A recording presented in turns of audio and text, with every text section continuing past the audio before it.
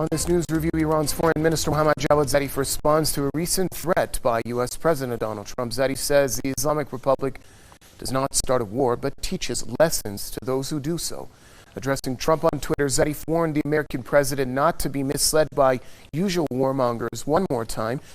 He said Iran has friends, not proxies, and that no one can have millions of proxies. The Iranian foreign minister said Tehran only acts in self-defense, unlike the U.S., which, quote, so repetitiously lies, cheats, and assassinates. On Wednesday, Trump said Iran, or what he called Iran's proxies, are planning a sneak attack on U.S. troops or assets in Iraq. He threatened Iran with a heavy price.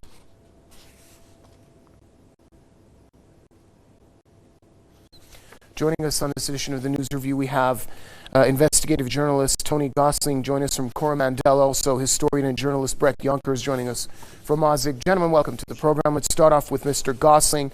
Give us your perspective on the recent comments Iranian Foreign Minister Mohammad Javad Zarif has given in response to Donald Trump's threats. Well, isn't it interesting, this whole idea of are the allies friends or proxies? Well, let's just look at some of the United States' proxies in the Middle East. Saudi Arabia, for example, where the United States has got 3,000 of its troops stationed. And Donald Trump recently boasted that the United States had been paid $1 billion for its troops. So I think we can be quite clear that there is a military financial relationship going on there. Also, of course, Saudi Arabia is totally dependent on the US petrodollar. So I think we can definitely mark Saudi Arabia up as a proxy rather than a friend. With all this money passing backwards and forwards, it's really about mutual financial benefit. It's not about whether there are any principles involved. And of course, Israel, $3 billion direct aid from the United States annually for the last 25 years, roughly, although it's not been that figure for 25 years. But that represents roughly a third of the total US foreign aid budget. So again, the same sort of umbilical relationship, which so it's not just a friendship between Israel and the United States. They're mutually, well, actually, Israel is totally dependent on the US.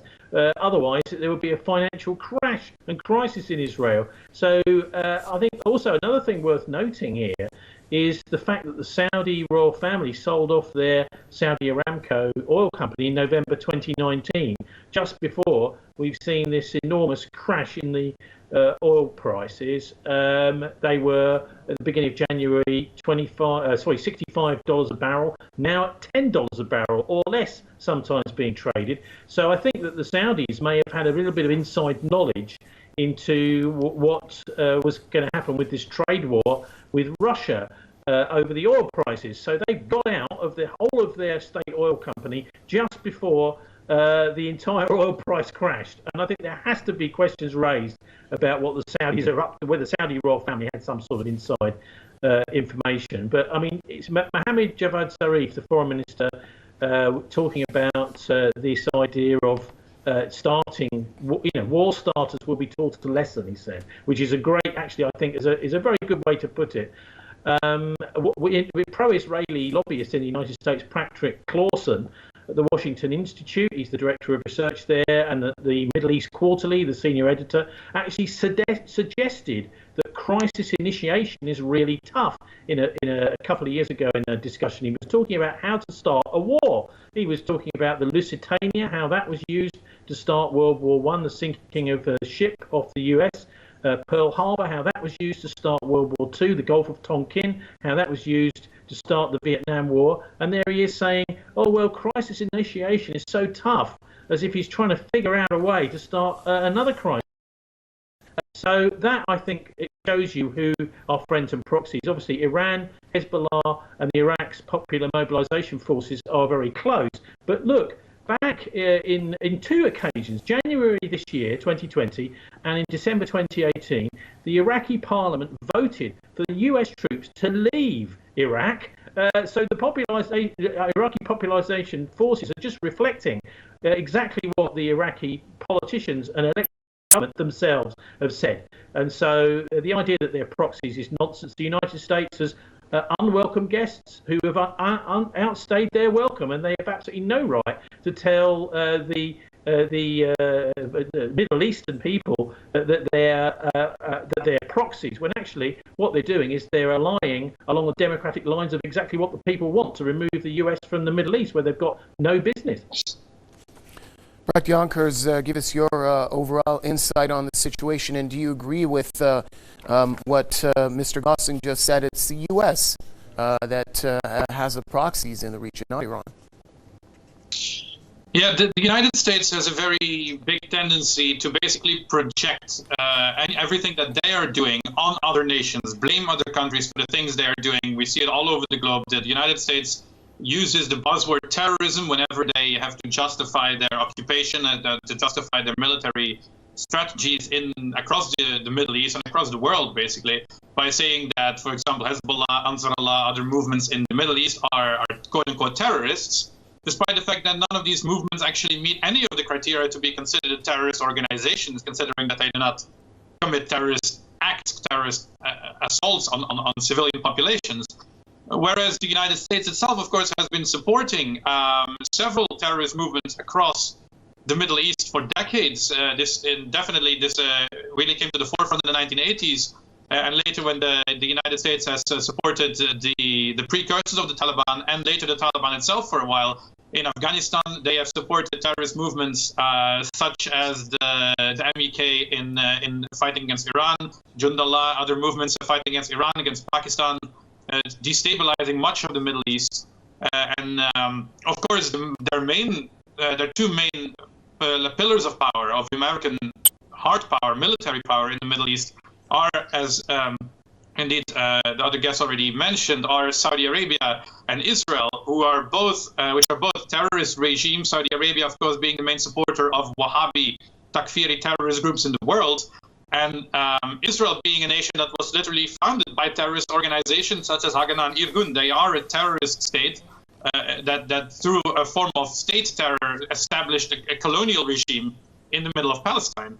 So the United States has this tendency to project the sins that they are committing, the crimes that they are committing on other nations. They're doing the same thing, for example, every time the United States talks about drug gangs and military juntas in Latin America. They are basically projecting the crimes that they have committed in Latin America as well, ever since the Cold War started, and even before that.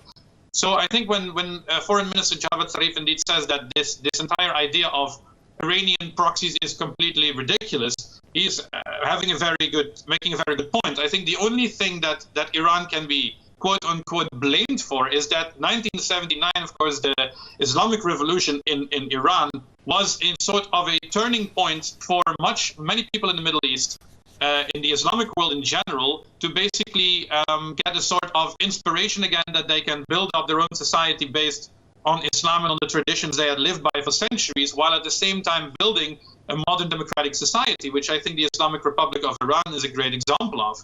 And of course, you can't deny that this has played a very major role in inspiring the people in Lebanon, the people in Iraq, the people in Syria and in Yemen, and many other nations across the Islamic world to rise up against imperialism, and instead of relying only on Western ideologies such as nationalism, to rely also on their Islamic nature and their Islamic faith. This, of course, you cannot deny the influence that people like Ayatollah Khomeini, Ayatollah Khamenei have had on the people in the Middle East and on the Islamic world, but this is not the same, of course, as a proxy. A proxy is what the United States has done: overthrow a government, install a puppet, to help overthrow the rulers of the Hijaz and install the Saudi regime, help overthrow Palestine and install Israel. This is what you call a proxy. But the Americans will always try to project project what they do, because they know it is unjustifiable, they know it is unfair, that it is unjust, and that people will denounce it. And therefore, it is their main objective to make people believe that other nations, such as Iran, are the ones actually committing those crimes that the Americans have committed for decades now. All right, thanks a lot, gentlemen. That was historian and journalist Brett Yonkers joining us from Moscow. Also, thanks to investigative journalist Tony Gosling. And with that, it brings us to an end here on this edition of the News Review. But do stay tuned. There's plenty more to come here on Press TV.